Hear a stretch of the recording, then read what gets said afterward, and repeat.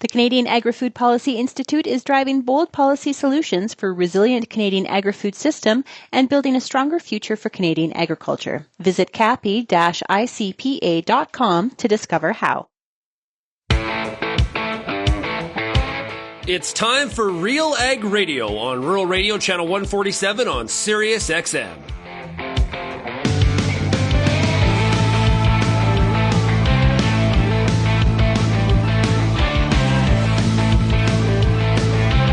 RealAg Radio and RealAgriculture.com is your home for insight and analysis of the issues that are impacting your farm business.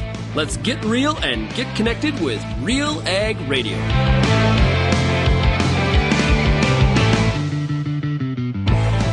Hello and welcome to this Agronomic Monday brought to you by FMC Canada.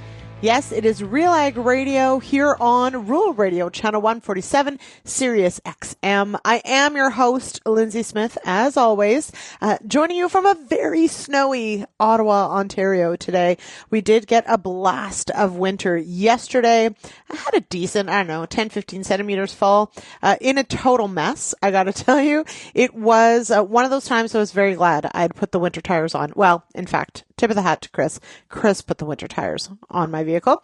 And we headed, last night I got to take all my kids and our exchange student from France to a Ottawa Senators hockey game. They won 4-2, everybody. But let me tell you, a 7 p.m. start on a school night makes for some very sleepy kids the next day. But it was well worth it. Even the white knuckle drive home. We are Canadian. We can do this. So don't let horrible weather stop you from getting out there and enjoying the hockey season. So there you go. But of course, today it's back to reality. It is Agronomic Monday. Lots to cover on today's show. Of course, as I mentioned, brought to you by FMC Canada. We are going to hear from Andrew Geerligs all about Tag Team Bionic and this inoculant product that FMC Canada has. Inoculants, of course, just so incredibly important when it comes to growing pulse crops. And so we'll learn all about what's new and exciting for 2026. Also on today's show, though, we are going to talk a little bit of canola and what's in the bag. So what information is on a seed tag? What can it tell us? Can it help us make different decisions at seeding time or during the seeding season, or frankly, just as we're planning? So that will be in our first segment right after the break here. And then, of course, as always, I've got our resident agronomist, Peter Johnson, to join me for the last two segments of today's show. Lots to cover. We actually managed to see each other last week, which was really fun. We also, we had the Canadian Agriculture Hall of Fame inductees. That happened on Saturday, so we're going to chat a bit about that.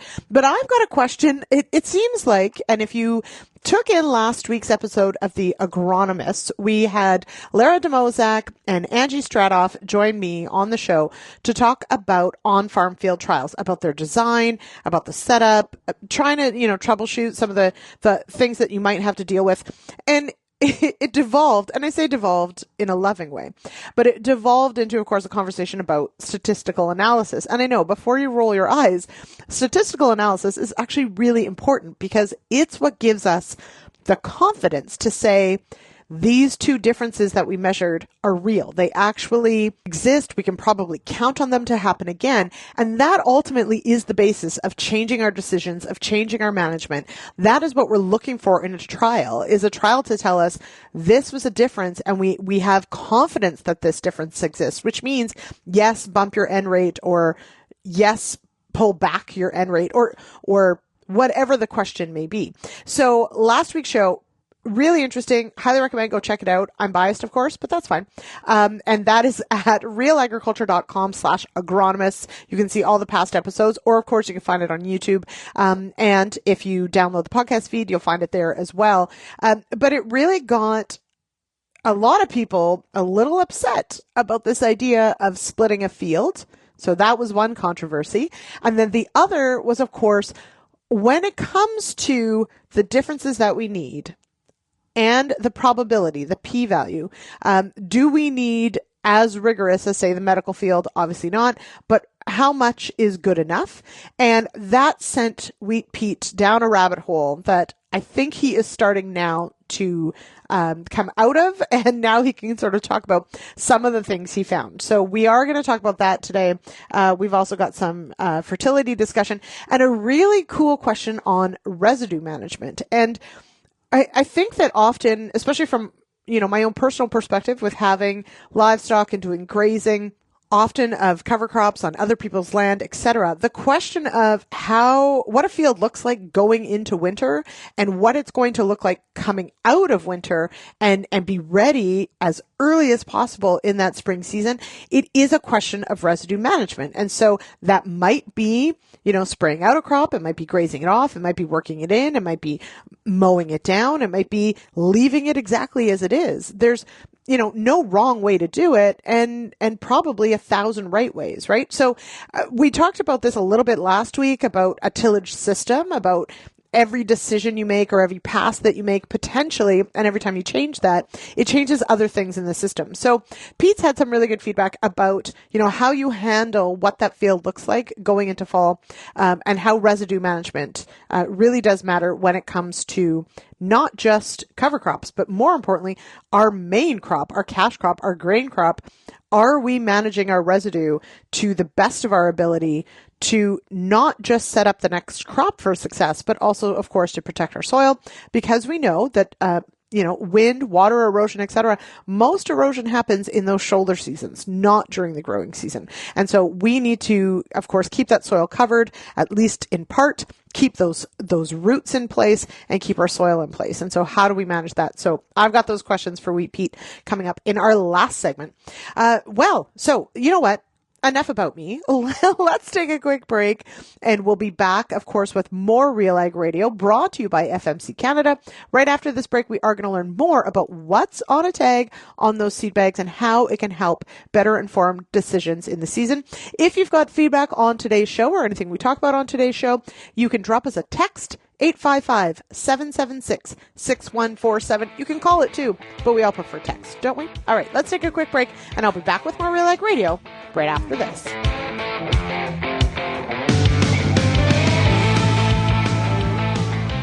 Lyndsey Smith. Joining me now, Clint Yerke, Regional Technical Services Manager with BASF. Today's topic is clubroot. Using these resistant hybrids, how can we keep them effective as long as possible? Anything that we can do to reduce the spore load, so resistance, rotations, patch management, that's going to be a great tool when the disease is already established in your field. But you also want to prevent it from arriving in the field. And so that's where sanitation and minimum till, zero till operations are essential for managing the disease. We have 12 or so different hybrids that are available that range in different types of maturity, different disease like packages, but they all do possess great pod shatter, pod drop resistance, lodging, harvestability, ease, and couple that with high-end yields. So you get that full package of those InVigor genetics that's going to give you a much better opportunity for improved profitability at the end of the season. If you want to find out more about the InVigor hybrid canola lineup, go to invigorresults.ca. I get to spend every day talking to farmers in the ag industry through RealAgriculture.com and RealAg Radio. But nothing is more fun than speaking to an audience live and in person. If you're planning an ag event, book a Real Agriculture speaker to make it a successful and memorable experience. Email shaney@realagriculture.com and you can book myself or any other RealAg personality to speak at your event. Bring your audience all the fun, insight, and energy of Real Agriculture.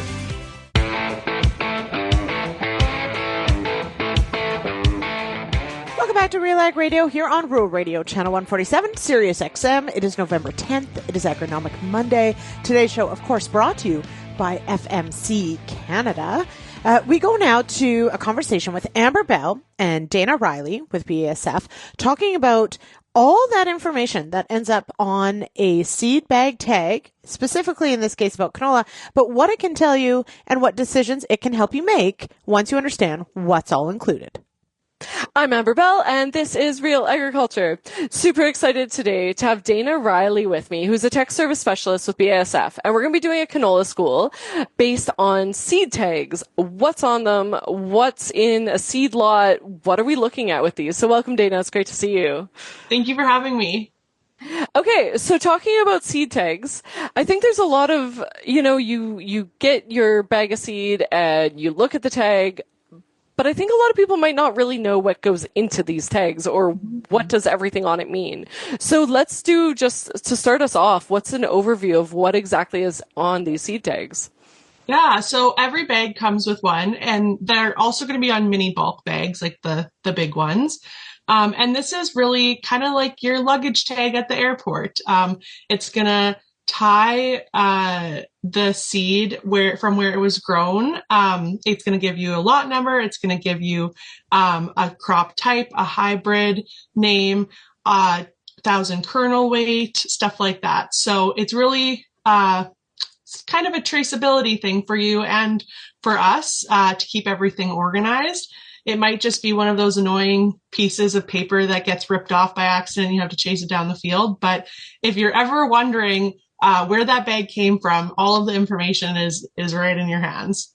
It's right on it. So, and you mentioned 1,000 kernel weight, TKW. What is that distribution and what does that look like? Yeah, so great question. It's going to be different for different lots and different hybrids. So let's say you're seeding L340 PC, and you look at your bag and it says A on it, A size seed. That's going to be a range between 4 to 4.5 TKW, which in turn gives you a guaranteed for a certain amount of seeds in that bag. When it was created, we wanted some even distribution. So one bag of canola would do 10 acres, no matter what the TKW was. Other people in the industry will have TKW and it'll be an average of what's in that bag, which is also really reliable. So nothing wrong with going that way either. But yeah, it's just going to give you some confidence that your seeding rate and your target plants per square foot are really dialed in. So we're not going too heavy or too light on plants per square foot. That's terrific. And it's funny, I hear that and I'm like, 1,000 kernel weight. I just get this image in my head of people counting seeds by hand, but I'm guessing that's not how it's done. It's actually, it's done by screens. It's sorted by screens in our packaging facility. So nobody's counting with tweezers. Thank goodness. Our summer students haven't started. It'd be a terrible job. Yeah. It would be. Okay, and so what is in a seed lot, and how does that show up on the bags? Yeah, definitely. So a seed lot is, it's based off like the harvest size of a field. So just like going down the road and picking up your certified seed from your neighbor who's a seed grower, they have fields that the CFIA come and look at and do guarantees on. And we have those fields too. A lot of them are in southern Alberta, I believe, actually, but the seed lot is tied to wherever that seed was grown and harvested.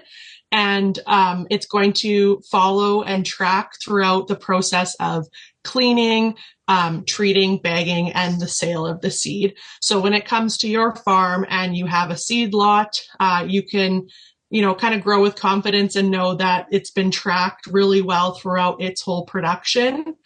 The other really cool thing about seed lots is actually we take a lot of samples, anywhere between 3 to 5 samples throughout the process from it being harvested in the field to when it gets to farm. So seed lot is how we track all of those samples. And God forbid, if there was an issue, we could go back, because we keep those samples, we could go back and test them for any concerns that might come up. That's incredible. It must make a really big difference when it comes to traceability. That's great. And then let's talk about germination. So what happens when the seed comes out of the ground? So what are some of the industry standards that you guys are looking for with your seeds that you're selling?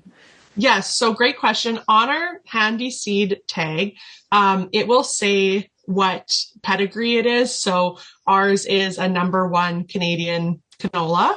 And to reach that standard, we have to achieve 90% germination on that seed lot. Now, as a company internally, we strive for 92% germination to be on the safe side, but that 90% germination is guaranteed for #1 seed. And there's other things that will go into that, like guaranteed on hybridity and guarantee on vigor, and a few other things that are closely monitored by CFIA. That's terrific. So you guys are going above and beyond what the industry standard is at that point. Yeah. That's great. Yeah. Okay, and seed treatment, because I'm sure that's on a tag as well. Yes, seed treatment is on the tag. So there's a few different SKUs that we sell, but basically I don't know if it's even possible to buy any canola seed that doesn't have some sort of base fungicide seed treatment on it. If so, I don't know why you would want to. I personally wouldn't want to, because canola can be a little bit wimpy coming out of the ground sometimes, but you're going to see a tag for example, Helix Vibrans. So that would be your base fungicide treatment. And then if you decided you wanted protection from flea beetles, maybe you'd see something like Buteo or Lumiderm. Same thing with cutworm control. You might see something like that. So all of that information is going to be on the bag. And I believe I have this right. A trick for everybody out in the field. It's easier to rip the seed bag, the sewn part of the seed bag off on the side that doesn't have the tags. And it's meant to be that way. That's really good information, because that's a struggle. Yeah. Yes, I see trials, and that's something that I think about when I'm ripping bags open. I'm like, keep the tags, and it's so that those tags don't fly away and you can keep them for your own record. Yeah. I'm gonna have to try that next time I have a bag. Yeah. No, for sure. It is a lot easier. That's great. And then any words of encouragement for growers as they're looking at their seed bags? You know what? I would be super confident in your canola, because there are so many people behind the scenes working so hard to make sure that you're getting the top quality seed. So it's one thing that you shouldn't stress about. Farmers have so many things to stress about, so many decisions to make in a day. Don't let this one keep you up at night. We have your back. And if you have any questions, reach out to your local reps, and they're absolutely going to give you that seal of approval and the confidence to go forward. I love it. Well, thank you so much for joining me. And that was Dana Riley on Real Agriculture. It's time for a quick break here on RealAg Radio and on today's Agronomic Monday, brought to you by FMC. And actually, coming up after the break, we'll have today's product spotlight with Andrew Geerligs. He's going to be talking about inoculants and Tag Team Bionic right after this.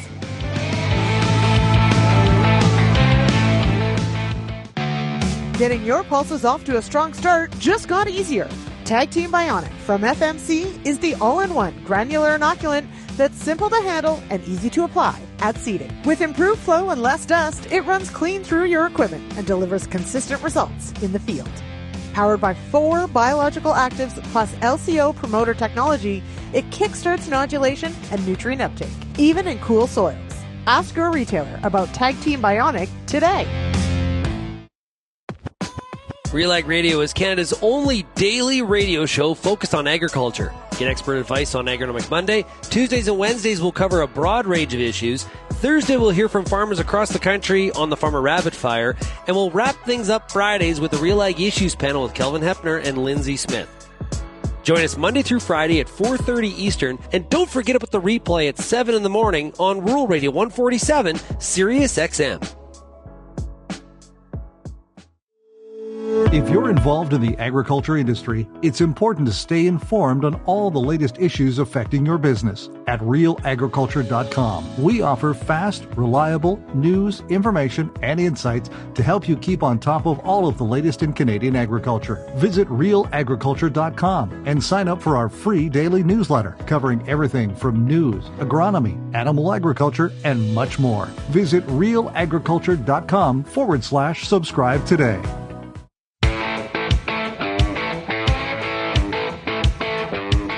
Welcome back to RealAg Radio here on Rural Radio, Channel 147, Sirius XM. It is Agronomic Monday. I am your host, Lyndsey Smith, and it's time for today's product spotlight. Joining me now, it's Andrew Geerligs. He's the National Sales Manager for FMC Biologicals. Andrew, welcome here. Thanks for having me, Lyndsey. All right. We get to talk about an incredibly important decision every year when you're growing pulses, and that is inoculant. So FMC's got rolling out for 2026 Tag Team Bionic. It's a high-performing inoculant. Tell me a bit about it. Yeah, Tag Team Bionic is an improved granular inoculant from FMC designed specifically for pulse crops like peas, lentils, chickpeas, and faba beans. What really makes it unique is it combines 4 biological active ingredients and as well a signaling molecule that all work together to ultimately improve nutrient availability, nodule formulation, and nitrogen fixation. So to a grower, why that's important is it enhances the crop's natural ability to access nitrogen and phosphorus, even in cool soils, which we know we're dealing with in Canada. And it helps growers establish stronger, healthier plants and improve the yield potential. Now, you said there improved granular formulation. What does that mean? What does that look like? What does that mean? Yeah, so this past year, we have changed the formulation. And so the new improved granular formulation is really all about being easier to handle and to apply. Granulars go through a lot of wear and tear, whether it's when you're loading up the seeder, as it's going through the drills and into the ground. And so what really is great with this improved granular is it really features granulars that are harder. So as it's going through the handling that, it's not breaking down into smaller clumps. And we get better flow out of that. Again, you think about as a particle is flowing through an air seeder, the smaller particles are flowing faster, the bigger ones are flowing slower. So this just helps in that consistency and how it's flowing throughout the drill. And so some of the metrics we have, and we've been able to test this, is the granulars are 9% harder. So again, just that much harder for them to smash. And we do some fun things in terms of looking at it with some ball bearings and breaking it up, and it can withstand that type of damage. And then also on the flowability, what really makes it unique is that it doesn't catch each other. It can flow and goes through drills. And it's a lot better than that crumble formulation that might have previously, or that some of our competitors have. And also it has significantly less dust. That always seems to be a point for growers. When you fire up the drill and you see the dust blowing out of the stacks, it's a pain in the butt. You don't like that. So that's also something that's unique. And overall, what this means to growers, again, this means better performance through the seeding equipment, cleaner handling, and even distribution through the field. So both growers and retailers can count on the consistent, high quality form from start to finish. Now, you also mentioned with Tag Team Bionic that signaling molecule that's included. What does it do? How does that benefit, say, pea and lentil crops? Yeah, the signaling molecule is the LCO promoter technology.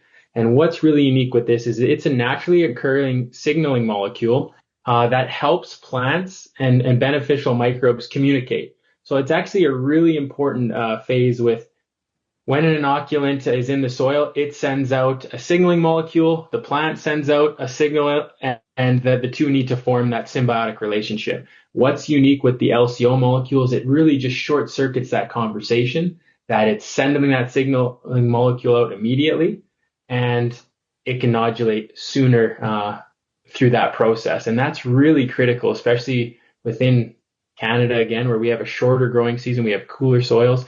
The earlier that plant can start nodulating, it's the quicker it starts to produce nitrogen and start to feed itself for the coming season. Okay. Now, that is, of course, what it all comes down to is performance in the field. What do the trials say about how Tag Team Bionic performs? Yeah, we've done a number of trials again this year, and it's really backed by a lot of large-scale field trials across Western Canada. So over 40 pea and lentil trials from 2017 to 2022 have shown consistent results with higher yields and a strong win rate versus our competitors across seasons and soil types. So again, I think there's a lot of brand equity with this product, and growers know this is a high performing product, and we ensure that it lives up to the high standards that are set for it. Now, of course, we did mention this is, we're looking to 2026. Planning is well underway. We've got plenty of time, it feels like right now anyway, to make some of these decisions. But the sooner the better. Don't want to be disappointed come spring. So for those who are looking for more information or want to book, where can they go? Who can they speak with? Yeah, to find more answers, I really recommend visit our website at ag.fmc.com/seed or speak to your local retailer to learn more about the products. All right, Andrew, thank you so much for joining me here on the show. Really appreciate it. Thank you, Lyndsey. Great being here. All right, we'll be back with more RealAg Radio right after this.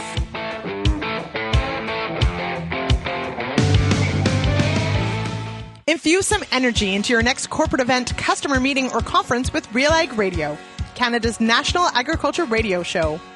Create a unique experience at your next event with host Sean Haney, broadcasting RealAg Radio live on SiriusXM, featuring exciting guests, captivating interviews, and the latest news from the agriculture community. Contact advertising at realagriculture.com or call 587-787-1795 to book your on location with RealAg Radio today. Peter Johnson at WheatPete, RealAgriculture.com. I'm the host of The Word, and I love doing The Word. I love the questions. I love the challenges. I love having to apply agronomics to all over the globe and areas outside of my normal jurisdiction. Also, I love the feedback the most, where growers challenge me, tell me about their plot results, help me to learn. The Word, absolutely the best part of my day. Welcome back to RealAg Radio here on Rural Radio, Channel 147, Sirius XM. It is Monday, November 10th. It is Agronomic Monday, brought to you by FMC Canada. All right, we're bringing in our resident agronomist, Peter Pete Johnson. Pete, we got to hang out on Thursday evening. Yeah, Lyndsey, that was so much fun. I haven't seen you or Christy in forever. And you know, it was a gala. It was a dress-up event, and I actually had a tie on. I haven't had a tie on, and I think the last time I wore a tie was actually to a funeral, and that's never when I want to wear a tie. So it was just a ton of fun. That's great. You know, and RealAg also won an award at the CAMA Best of Awards night, so that's cool. Yeah, very cool. We did win an award, so for RealAg on the weekend. So thanks for that, and thanks for coming out. It was a lot of fun. Also this weekend, it was a very award-winning weekend, let me tell you. Dr. Peter Sikkema, friend of the show, of course, friend of RealAgriculture, but actual real-life friend for you, Peter, inducted into the Canadian Ag Hall of Fame on Saturday. Yes, absolutely well-deserved. He's such a tremendous asset to not only Ontario agriculture, to Canadian agriculture, but actually to agriculture globally.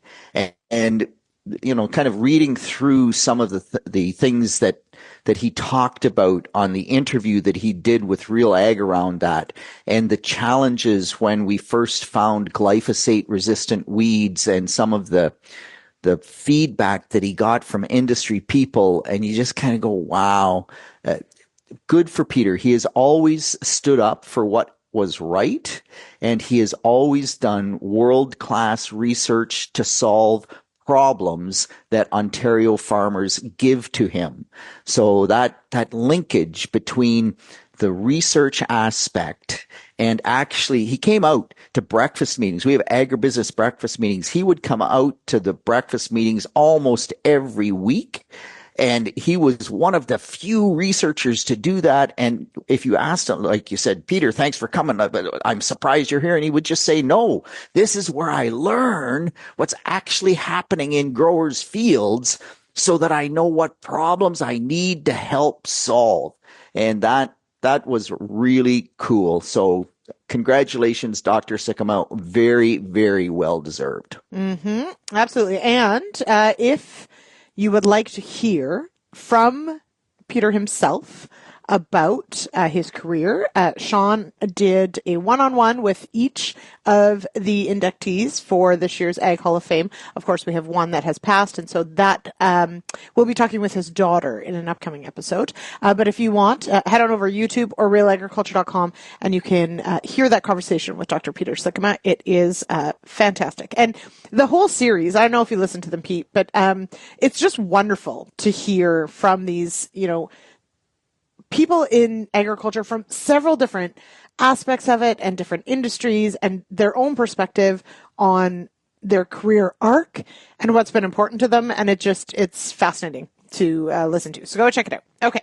And congratulations, of course, to all the inductees.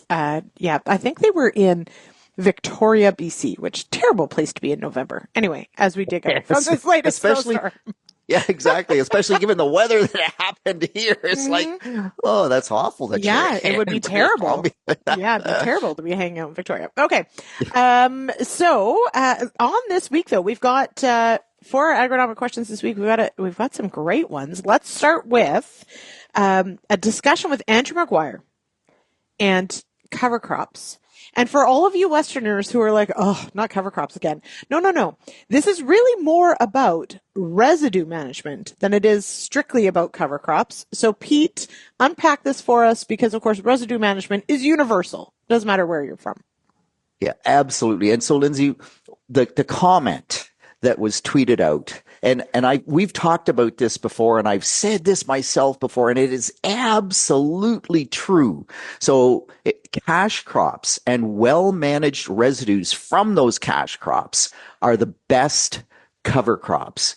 And I can't tell you how many times I've said the best cover crop is an extremely high-yielding cash crop, because it produces biomass. And when it produces that biomass, it's feeding the soil biology, and that soil biology is making organic matter. I mean, we've learned so much about how organic matter forms. And is it the residues? Yes, but it's more the root exudates. The roots are 5 times more important than the above ground part of the plant. If you grow big biomass above the ground, you almost have to have big biomass below the ground to feed that. And so one of the things with cover crops, if you are utilizing a portion of the growing season that otherwise wouldn't get utilized, and you harvest that sunshine, it's all good. But if I all of a sudden say, no, I think I'll grow a super short season corn hybrid so I can get cereal rye planted by the 10th of October, you'd much better off to push that envelope, get the long season corn there, get that added yield, because the rye has such a short time to grow, it doesn't bring nearly as much to the table as that well-managed residue. But you have to manage the residue well, Lyndsey. And so, there's growing a super cover crop, cash crop does not mean that you are going to do a great job of cover cropping per se, but that's where you have to start.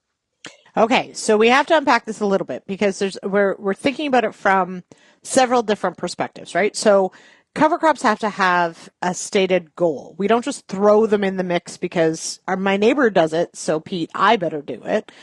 There's a reason, right, that we're going to put this cover crop in. There's also a reason why we might want to leave residue or make sure that we've got enough residue left on the soil surface, because it's all about what our goals are. So how do we marry sort of the goal of, keeping our soil in place, keeping soil covered, with making sure we've got a really nice seed bed to plant into next spring? And yeah, Lyndsey, that is the balancing act. So Christopher from New Brunswick, the potato region of New Brunswick, tweeted a picture and tagged me in and just asked, because he had grown cover crop oat. And he didn't say what crop it was after, but the oats were in head. So I'm pretty sure it was probably after a winter wheat crop. And his cover crop oat was just gorgeous. And he was mulching it. He was out there with a mower, just mulching that up, but not doing any tillage. And his question was, all my neighbors who do this, they're out with the speed discs taking out this cover crop. And is that a better option than me out here mulching this cover crop oat? So now that comes down to the residue management. And this is true, whether it's the oat crop or it's Ontario, and we've harvested our corn crop and we have 250 bushel corn residue. Like, we have such a mat of residue. How do we deal with that? So in the oat example, if Christopher can mulch those oats and just leave them on the surface, and they're broken up into small enough pieces, and he can get out there in the spring and do a good job of either seed bed preparation then or no-tilling soybeans into that situation. Typically with potato production, he's in the potato production area. Typically, we are looking at sandier soils, which tolerate spring tillage better. And erosion is one of the big problems for potatoes because they do so much tillage. Well, you go through with a high-speed disc, 80% of the erosion, the soil erosion that happens from wind and water happen in the non-growing season. So you till those oats down, now you have bare soil, the wind blows, the water flows, and that soil erodes. If Christopher can leave the mulch there and the roots are intact, he's going to get far less erosion. But you have to balance that because what did we say was the best cover crop? It was a really good cash crop. So I can't have so much residue there that next spring with that 250 bushel corn residue sitting on the soil surface and it acts like a blanket and keeps it wet. And now I can't plant my soybeans on time. And, delayed planting gives me a lower soybean yield. Well, a lower yielding cash crop isn't what I want from not only from economics, but also just from building that soil up. So it is that balancing act. So it is from that exact example, you sort of spiral downwards on the soil health side or building your soil biology with a lower and lower crop yield or success, as opposed to going the other way of, wanting the cash crop, the grain crop, the main crop to really be the star of the show, making sure, and this is the key part that I think is that those shoulder seasons of fall and of spring of when that erosion happens, that we really have to keep this crop covered. Now, on the same, and we only have a minute here, Pete, but on the same vein, in looking at, because here we are now, we're almost, we're well into November, feels like December today. Like Phil Needham always says that, of course, seeding or planting starts at the combine. Are you seeing any residue issues in the winter wheat crop that stem from poor residue spread or not great residue management of the preceding crop, the soybean crop? Oh, you're only giving me a minute for this, Lyndsey. Okay, I could jump on my pedestal and pound the pulpit because, oh my gosh. Yes, there is all sorts of variable development in the winter wheat crop because of poor residue spread, and it drives me nuts. I've had a great conversation with Frederick Larson from Denmark, and my 9500 combine doesn't do a good enough job, and he says, have you tried these knives in your chopper? And they're an aftermarket knife that he says will give me far better residue spread. So guess what Pete's going to have in his combine chopper next harvest? We're going to change the knives out and see if we can't do a better job, because that has massive impacts. Absolutely. Okay, we're going to take a quick break here from this Agronomic Monday brought to you by FMC, and we'll be back with more with Peter Wheat Johnson right after this.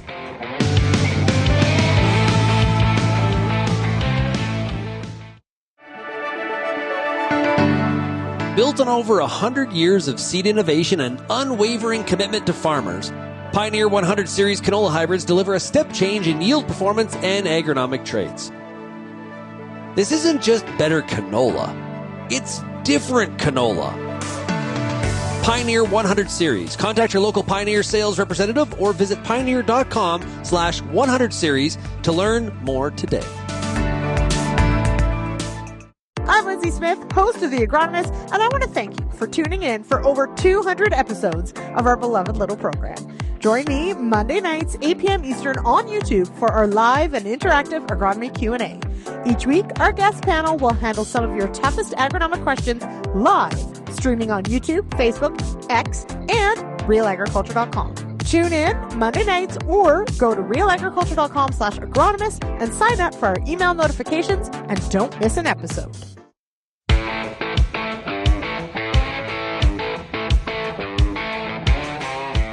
Welcome back to RealAg Radio here on Rural Radio, channel 147, Sirius XM. I am your host, Lyndsey Smith. It is November 10th. It is Agronomic Monday, brought to you by FMC Canada. Shout out to them, of course. And joining me once again, it's Pete Johnson.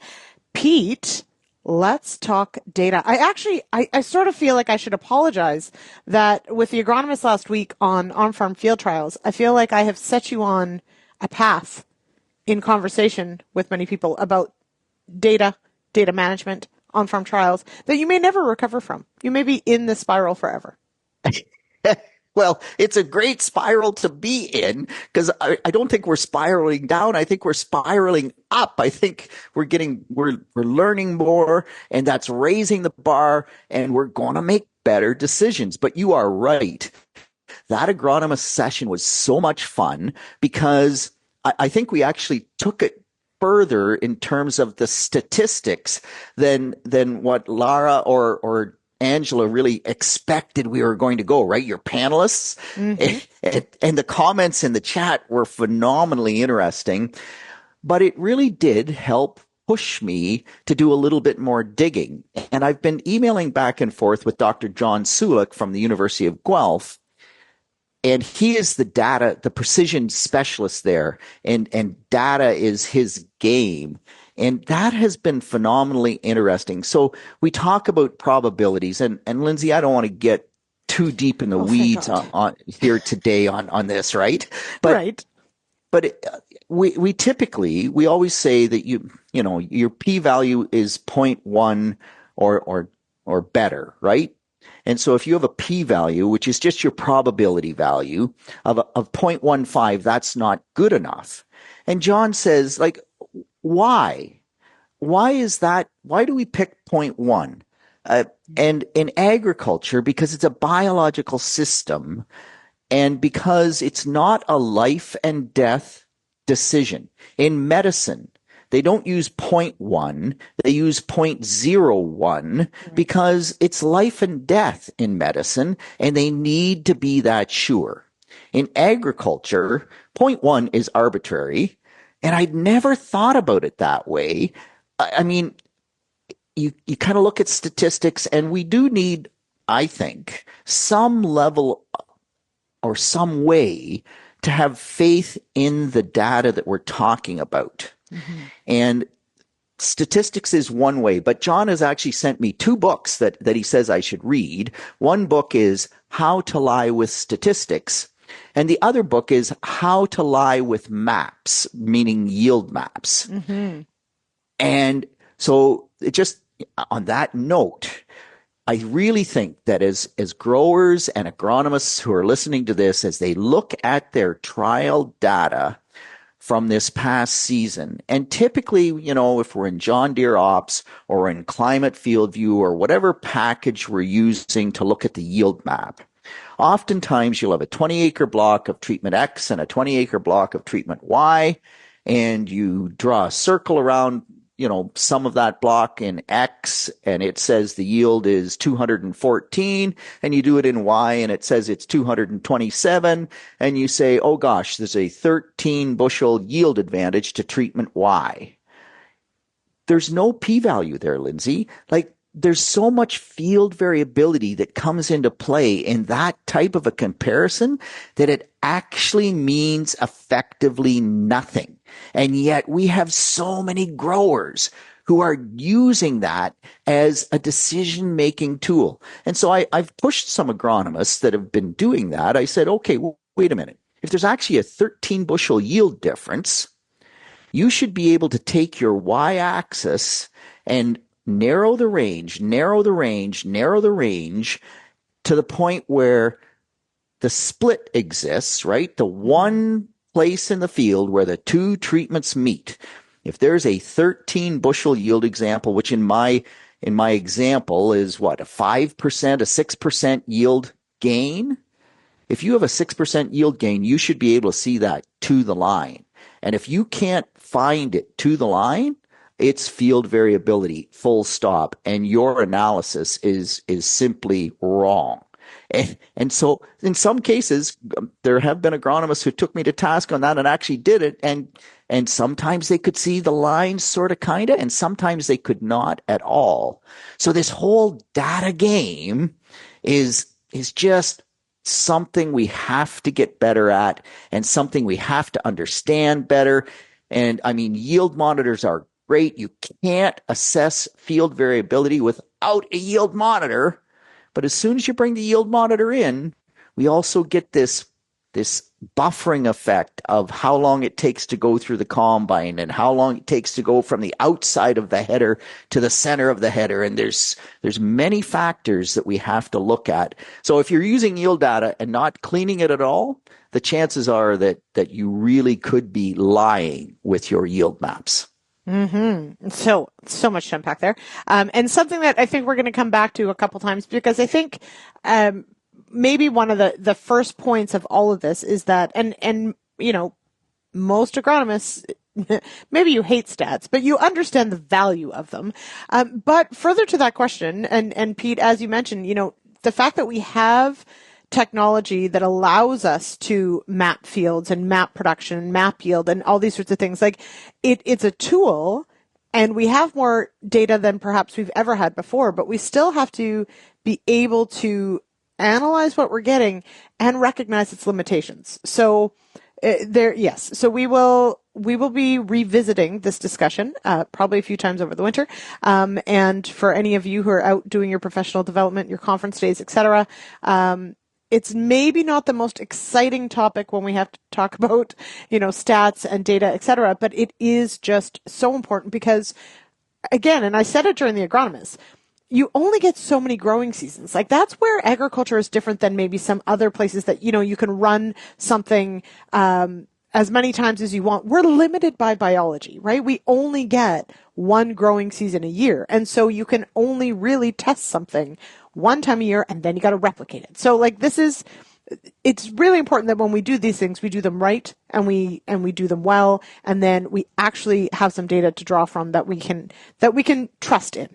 And that's the important part. So I think that's absolutely fascinating. Lots more to come on that one. Let's touch on a couple other agronomic things though, Pete. Yep.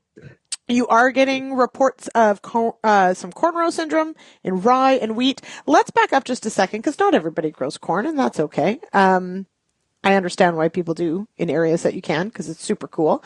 But what do you mean by corn row syndrome? What even is it?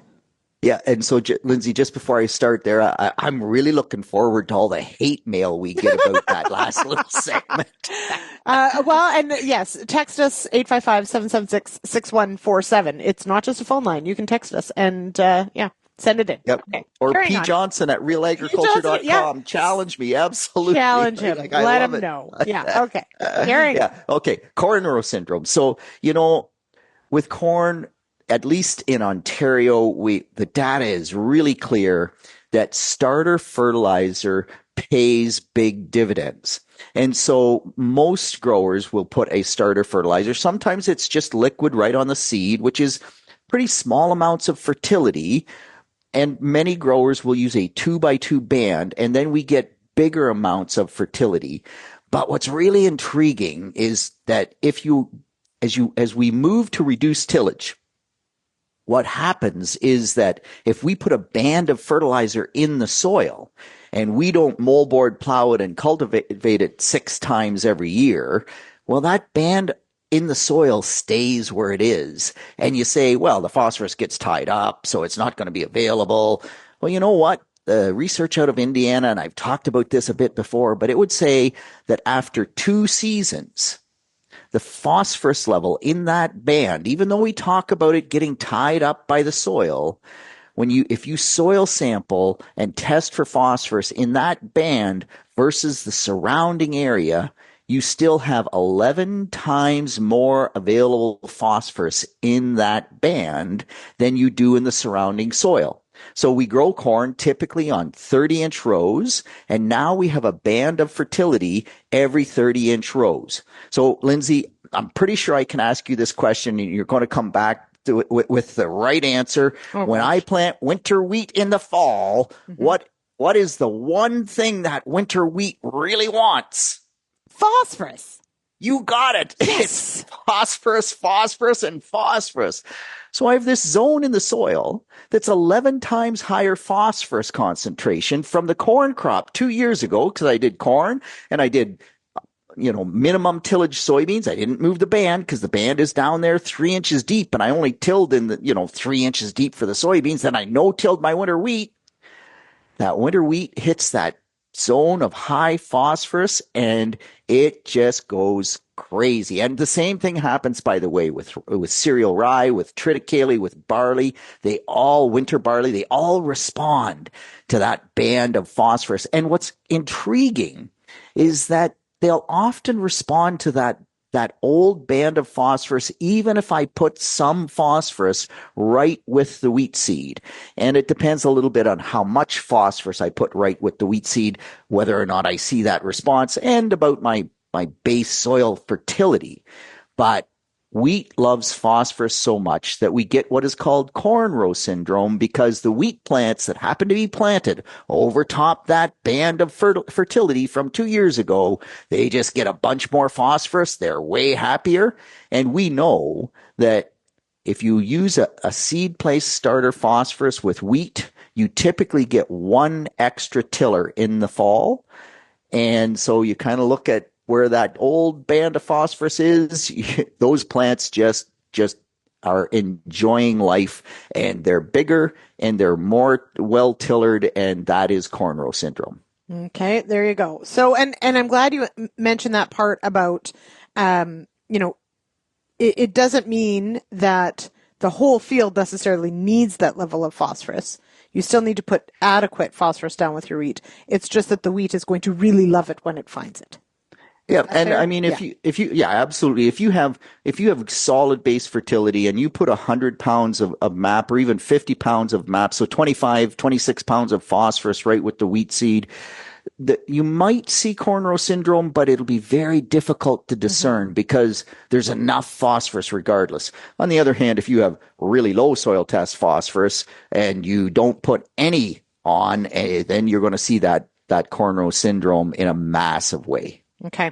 And just quickly, manganese deficiency showing up. How do we know it's manganese?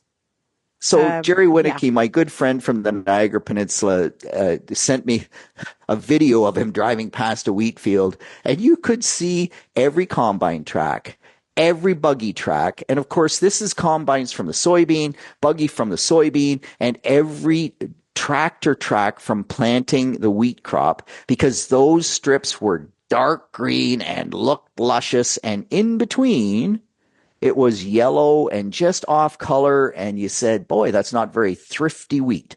And this is heavy clay soil that you would not normally expect manganese deficiency in, but as soon as you see tire tracks better, because that's compaction and it shouldn't be better, when we compact the soil, the moisture, it's wetter, and when it's wetter, then the manganese reduces, it's more available, as opposed to dry soil, it oxidizes, it's less available.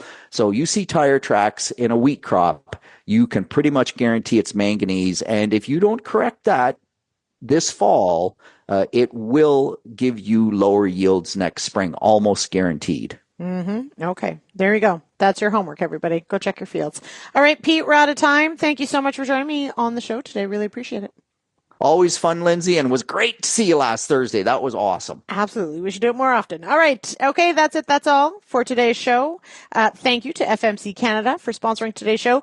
As Pete mentioned, if you would like to tell him he's wrong, it's P. Johnson at RealAgriculture.com. Of course, you can zip me an email as well, lsmith at RealAgriculture.com. And of course, follow us across social media. We'd love to hear from you.